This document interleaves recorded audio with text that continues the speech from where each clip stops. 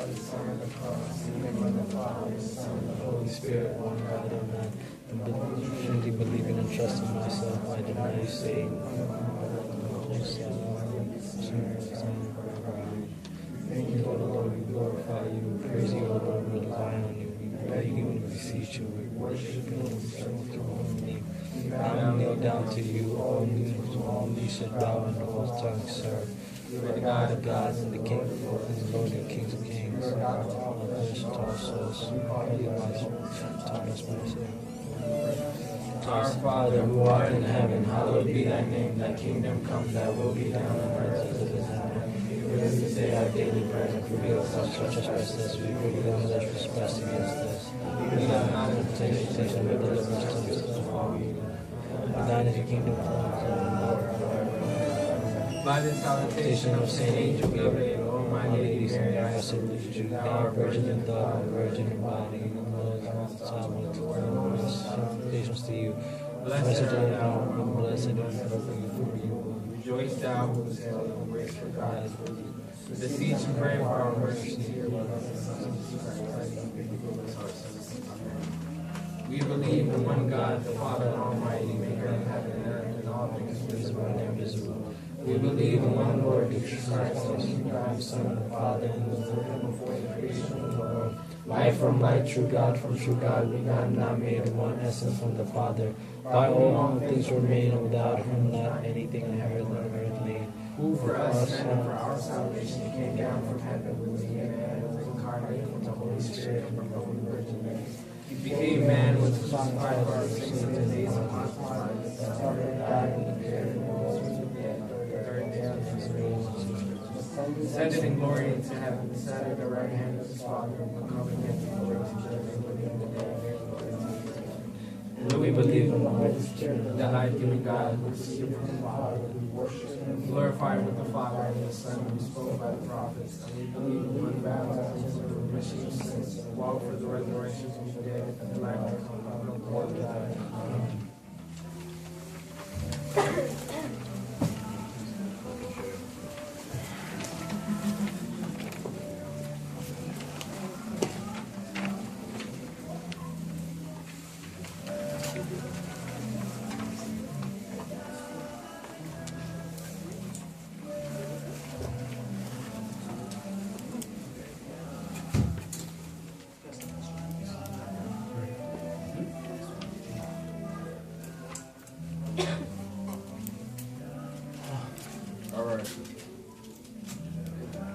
Let's go ahead and get started.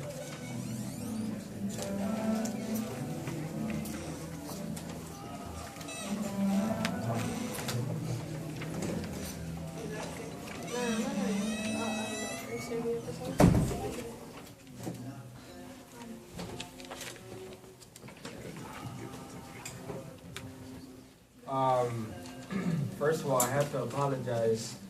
I'm not really in the right state of mind, so I'm going to try to do my best to teach, but I'm not exactly at 100%, so bear with me while I gather my thoughts and get ready. I'm sorry for being late, but we're going to do the best we can for the class. So today we're in week 9, and what we're learning about is the evidence that occurred, or the events that occurred after the crucifixion of Christ, and we're trying to compare what happened after his crucifixion, and we're trying to ask what is plausible from all the events that took place. Meaning, we as Christians claim that Christ is the Son of God, we claim that he's the Son of Man, we claim that he's the Messiah. If all these contingencies are true, then that means the events that occurred after the crucifixion are in parallel with what we believe in. If it's not true, then all the events that occurred afterwards must negate our contingents, meaning it won't be true. So we said if indeed that Christ is the Son of God, then he resurrected from the dead, and that is the reason why we believe in what we believe in. The past 2 weeks we looked at two very important events that occurred after the crucifixion. Number one, we talked about the empty tomb. We saw how Christ was indeed crucified on the cross, but yet on Sunday morning, the women were able to find the empty tomb, meaning after Christ was buried in the tomb prepared by Joseph of Arimathea, when they found the tomb on Sunday morning, it was empty, leaving us with the question, what happened to the body of Christ? Now, we've got to be able to erect an argument for the case of, or against the case of Christ being God, if we were to believe a different theory other than Christ resurrected from the dead, and that's why the tomb was left empty. We saw that in great detail 2 weeks ago. Last week, we looked at the post-mortem appearances, meaning after we witnessed Christ being crucified. Over 500 eyewitnesses said they claimed they have seen Christ even after his crucifixion. We saw that these appearances were physical and not visionary. We compared it to the vision of St. Stephen in the book of Acts chapter 7. So now we're left with asking, what did they see? What did they envision? Was it just in their minds? And this is the type of the things we're asking. This week we're asking a different question, but a very important one, just like the past 2 weeks. Where did the faith of Christianity emerge from? Where did it come from? How were they able to say that Christ resurrected from the dead? And those are the things that we're going to look at today.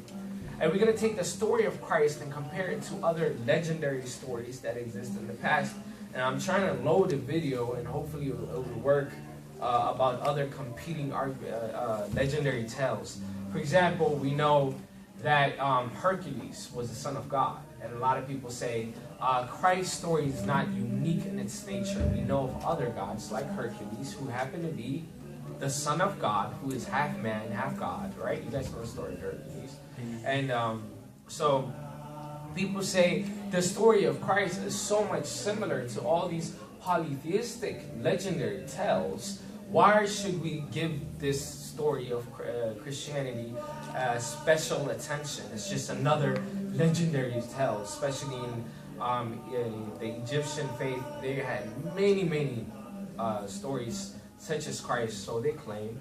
So why should we give special attention to the resurrection of Christ? Then we're going to look at the virgin birth and why this virgin birth is completely different from all the other virgin birth tales that exist in the past. One of the stories that we're going to look at is the story of Osiris, who is a very known figure in history. He's God in the ancient Egyptians. We're going to look at him, and we're going to compare and contrast the faith of, or the legend behind Osiris versus the history of Christ. And I wish this video would load, but we'll see it whenever it does. If it doesn't, too bad. So, origin of Christian faith. In Romans chapter 6, verse 4, Paul tells us that we as Christians believe in the following. It says, "For we died and we were buried with Christ by baptism. And just as Christ was raised from the dead by the glorious power of the Father, now we also may live new lives." Now the question here is, where did they get the concept that Christ resurrected from? Now when we talk about the resurrection, we do so in hindsight, meaning we know what happened 2,000 years ago, so it's easy for us to say, yeah, they were talking about the resurrection of Christ. But where did that mentality emerge into the society? What time in timeline in history? When was the appropriate time that somebody said, you know what, Christ resurrected? Who said it, and where did that mentality come from? Right? In order for somebody to say this happened, they must have had a motivation for them to say whatever they said. The main problem with the statement that Christ resurrected, and we're going to compare it to being restored back to life, is different than being resurrected. The problem with this statement is it goes against everything they believed in. Remember, Christians, before they were Christians, what were they? Jews. Mostly. With the exception, of course, we had Gentiles that came into Christianity. But most of, especially in the beginning, if you read the book of Acts, the first 11 chapters is concentrating on evangelizing the Jews into Christianity. So the Jews were really adherent to the Old Testament, and they read the Old Testament prophecies in great detail. Now, in the book of Isaiah, chapter 9, verse 6 through 7, it tells us the following. So Isaiah, as we discussed before, is a prophecy book which was written hundreds and hundreds of years before the coming of Christ. In Isaiah chapter 9, verse 6 through 7, it says the following. For a child is born to us, a son is given to us. The government will rest on his shoulder, and he will be called Wonderful Counselor, Mighty God, Everlasting Father, Prince of Peace. His government and its peace will never end. He will rule the fairness and justice from the throne of his ancestor David for all eternity. The passionate commitment of the Lord of Heaven's armies will make this happen. And it goes on. Now the point that I want to talk about here is, in the book of Isaiah and the other parts of the prophecy, we're given a formula, and that formula is the Messiah was to be someone, and here's the fill in the blank number 1, who would come from the line of Judah. What page is that? Page 2. Okay. Wait. The Messiah was to be someone who would come from the line of Judah. Now we've got to do a little bit history here. Originally, I said that I wasn't going to be concentrating in history. This should kind of make sense to a lot of folks, but I feel like being nice, so I'm going to give you guys the background story, what this all means. When we go all the way back in the book of Genesis, we find that Abraham, who is one of the first people that God called into service or into faith, into monotheistic faith. That's what we keep saying, the Abrahamic faiths, right? Because all of them originated from Abraham. Abraham begot. Abraham's kid was Isaac. Isaac begot Jacob. Jacob begot Joseph, but also the brothers. 12 brothers, right? So Jacob had 12 brothers. Jacob is a character in the Bible. He's very, very good. You guys should know about him. Read the book of Genesis. But I'm not really here to talk about Jacob. I'm here to talk about one of the sons. So he had 12 kids, and 12 of the kids ended up going and establishing their own kingdom. Are we together? Jacob had how many kids? 12. 12 of the kids went on to establish their kingdom. And right before Jacob died, he told one of his kids, who happened to be Judah, the following prophecy. This is what Jacob told him. Genesis chapter, does that say 9? Yeah. It was late at night. I'm sorry. It's not late.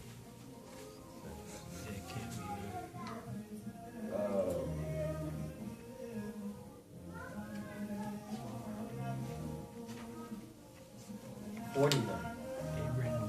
But it's 20 something. Yeah, Abraham was 12. No, like Genesis. He was like sacrificing like 20 something. Exactly, yeah. It's Genesis 49, not 9. Fix that to 49. I do no problem. 8 through 10? No, 49. 8 through 10. It says the following. I apologize. This is not wasn't a good couple of days. Judah, your brothers. So who's speaking here? Joseph. I don't know. I'm just saying. Jacob. I was like, I expect more. Jacob is talking to each one of his kids who are about to go and establish a tribe. And he's telling them the following. Judah, your brothers will praise you. You will grasp your enemies by the neck, and all your relatives will bow before you. Judah, my son, is a young lion that has finished eating its prey. Like a lion, he crouches and lies down like a lioness who dares to rouse him. The scepter, you know what a scepter is? I didn't know either until last night. So a scepter It's like this staff that a king holds. Okay, so it's a sign of like authority, if you will. The scepter will not depart from Judah. So he's saying authority will not depart from Judah, right? Nor the ruler's staff from his descendants, until the coming of the one to whom it belongs, the one whom all nations will honor. So what he's basically telling him is, Judah, you're the man, right? So yeah, you got brothers and all these things. Don't worry about them. My prophecy is, you're the special tribe that will honor everybody else, or that will, rule everybody else, right? And everybody will be subjected to your ruling. Judah, you the man, everybody's going to listen to you, right? So this is what happened. From the time this prophecy was given, each person that would rule Israel came from the tribe of Judah. Who's the first king of Israel? King.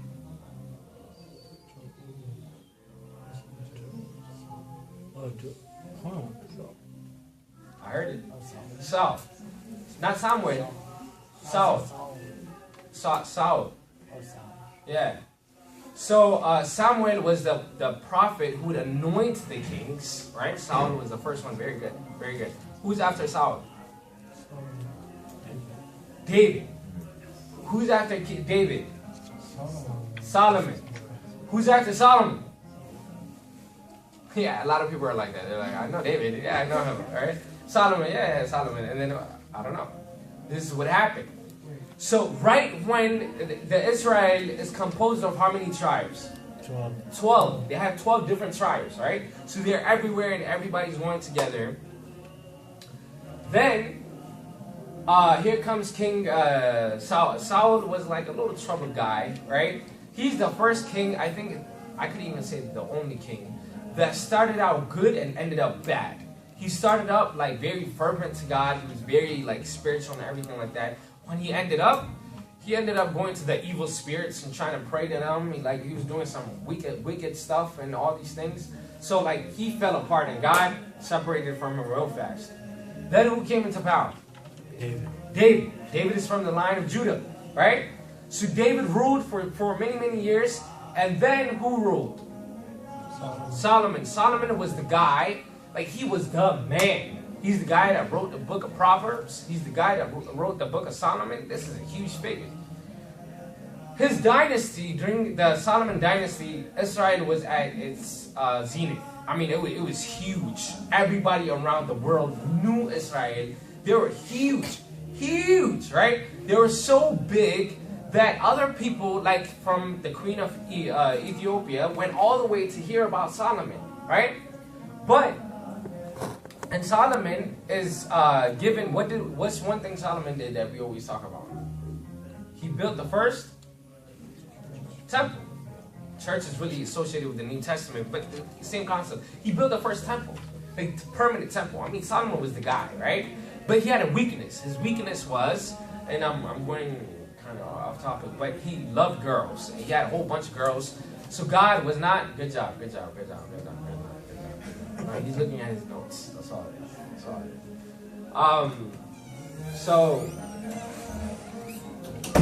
So he loved a lot of girls. In fact, he had about like 300 wives and 700 concubines. I think I'm saying the word correctly.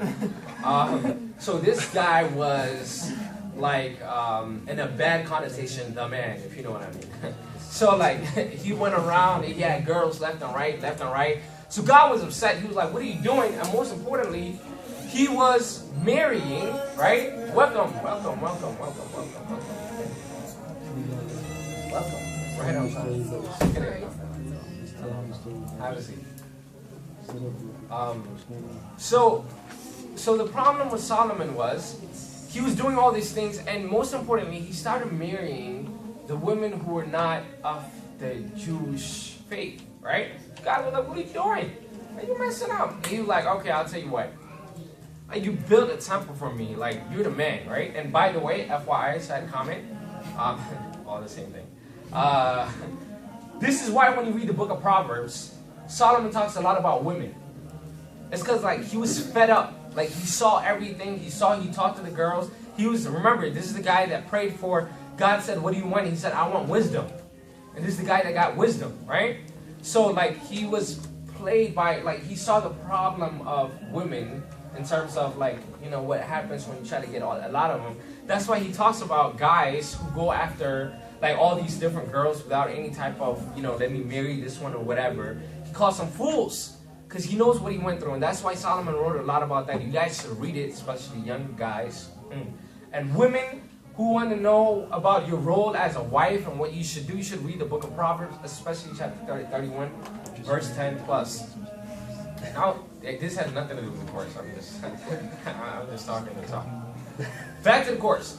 So here's Solomon, he messed up. So God was like, okay, you did this, but you built something for me. I kind of like you, and I really like your dad, right? So I'm not going to mess anything up in your generation. But later on, things are going to go wrong. So this is what happens. Solomon dies. The next guy in power is hey, nobody knows. I don't blame you. Because it's a guy called Rehoboam. I don't know about the pronunciation. And then, so when he became in power, all the people were like, yo, so your dad was pretty cool and all, but taxes were pretty serious, right? So we want to ask you, and this is an amazing story. Read the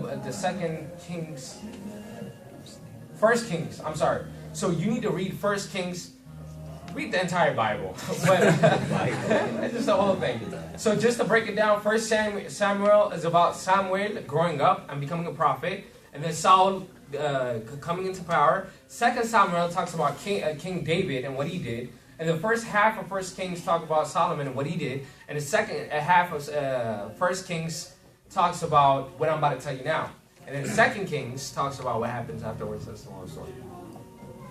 So, here's Rehoboam. He comes from power after Solomon. He's like, I am your king. Everybody says, great. So here's the problem, right? Your dad was a great guy, but we were being taxed a lot, and we weren't happy about this, right? So can you lower taxes for us? And these guys were being led by a man by the name of Jeroboam. Don't ask me about pronunciation. We're going to call him R and J, just for simplicity. So R, right, was the king from, like, right after Solomon. He was like, okay, you're telling me you were being taxed a lot. I'm going to go and talk to my advisors, right? Read this story. I love this story so much. So it says he went and he discussed it with the elders, right? It says he discussed it with the elders. And the elders told him, they said, you need to listen to your people. If they're saying you're being taxed a lot, like, listen to them. And do what they want. Your job as a king is to make sure that your people are treated fairly, right? And then it says, Rehoboam, he was like, okay, I take your advice seriously, but I just want to hear a second advice. And he goes to the younger advisors, right? He held the voice of the elders. Then he went to the younger folks. He said, young people, these people are telling me that tax is so much and whatnot. What should I do? And they tell him, you got to show your authority. Tell them you're going to raise taxes even more. Tell them you're not playing games. Show them how serious you are. So he's like, the young people, right? So he goes to the people and he's like, I'm going to raise taxes. I'm going to be like the hardest king you ever seen and whatnot. The people are like, really? Right? So then they being led by Jeroboam or whatever, they established their own kingdom. And this is the biggest separation that happened in Israel history. Right? So Israel was separated between the northern kingdom and the southern kingdom. I'm summarizing the entire Old Testament for you guys right now in 5 minutes. This is what it is. This is what you will find if you read it. Right? So it's separated between the northern kingdom, the southern kingdom. If you read the Bible, don't get confused. Sometimes it says the kingdom of Israel. Right? When it says the kingdom of Israel, it's really talking about the northern kingdom, even though it's still calling it Israel.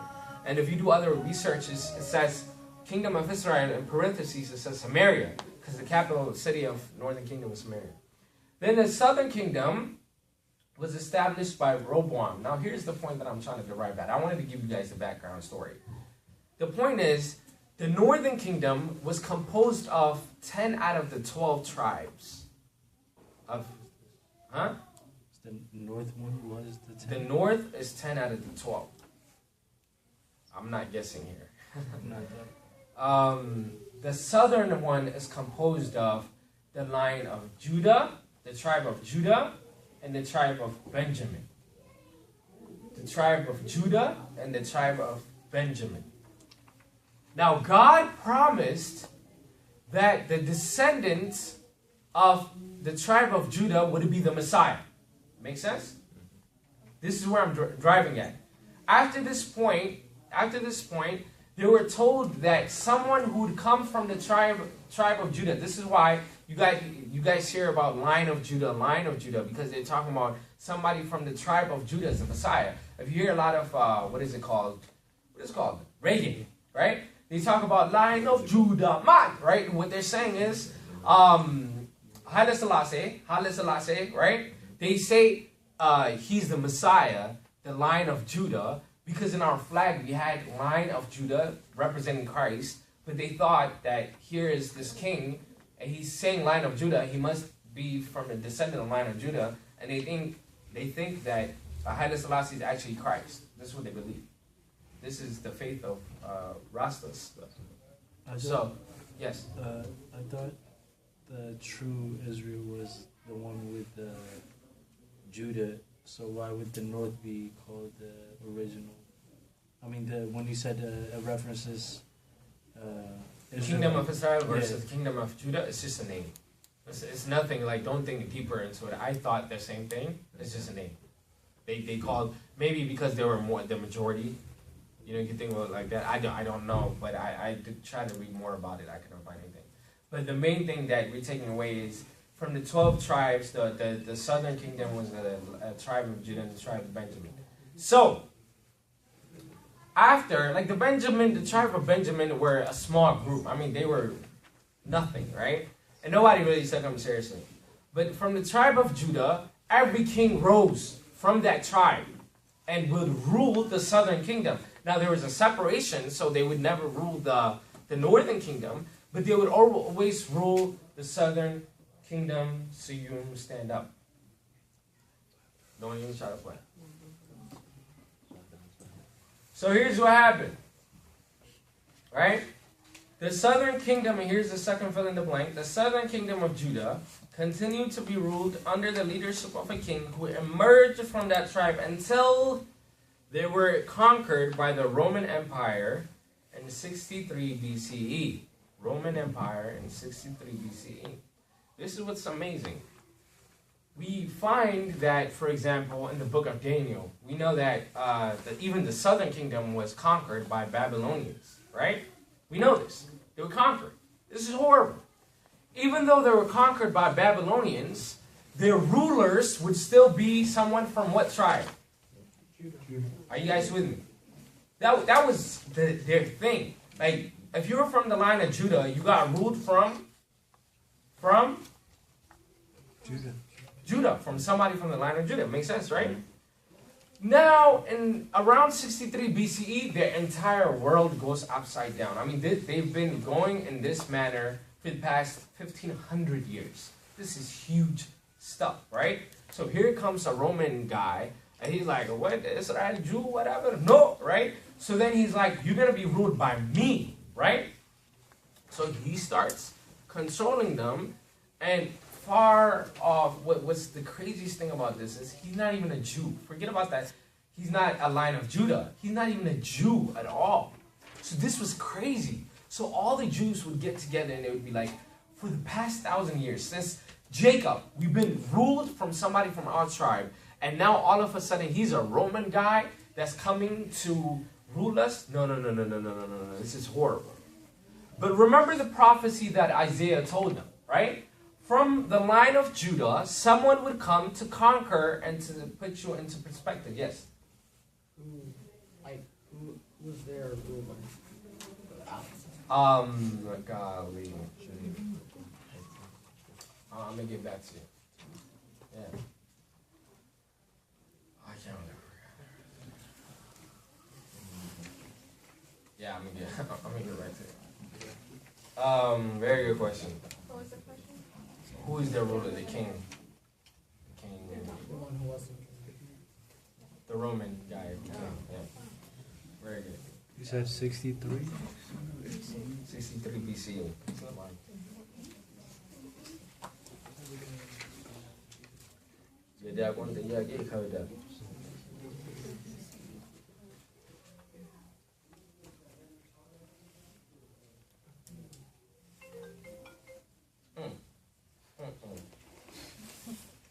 Yeah, I'm gonna have to get back to you on that.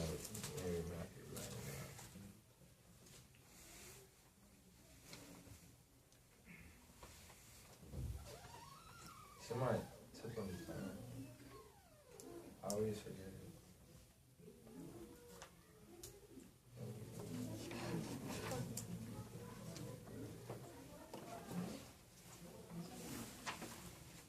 Didn't he say Stan? Herod the Great. I thought he said Stan. Let me get back to you. So this is what happened. Okay? So here's the king.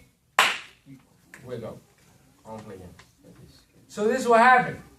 So here's the Roman guy who's ruling them, and they're all upset. They think the world is going upside down, but remember the prophecy that was given by Isaiah, which said what? Somebody from the line of Judah will come to rescue you, right? They will come to rescue you. He will come and he will make your world better, right? And he said, let's read it again. Isaiah chapter, 9, verse 6 through 7. It says, "For a child is born to us, a son is given to us, the government will rest on his shoulders," right?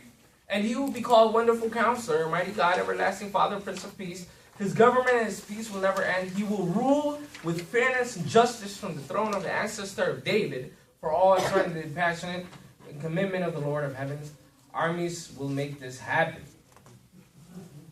Now, for the first time in history, they're being ruled by somebody other than the line of Judah, right? So all the Jews are coming together. They're like, surely the Messiah is going to come any moment, right? They're like, clearly, this prophecy is written so that it could be fulfilled right now. So all the guys were like, yo, we can't wait until the Messiah comes. Around 30 AD, what happens? Jesus is like, I'm the Messiah. We already seen that. Claimed to be the Messiah, right? So everybody's like, yes, yes, like he's here. Throw down the Romans, right? So everybody's angry. Remember, the whole Hosanna, rule over us, be our king. They're saying throw away the Romans, right? We don't want the Romans. Because they think this whole time that the Messiah is there to restore the authority of the line of Judah. They thought that the reason why the Messiah was going to come was to defeat the Romans and put the line of Judah back into its respected place. And in fact, we find several citations of this. In Acts chapter 1, verse 6, then they gathered around him and asked him, "Lord, are you at this time going to restore the kingdom of Israel?" They're asking him. So, okay, you came. Yeah, I get it. So restore the kingdom. Restore the kingdom. That's what they're talking about. We're being ruled by a Roman. You know this is wrong. It can't happen. What's my point? My point is, even though they had this hope, Christ was crucified. Their whole dream was shattered. The whole thing of believing in the Messiah is so that he could do what? To rule over them. To restore the kingdom.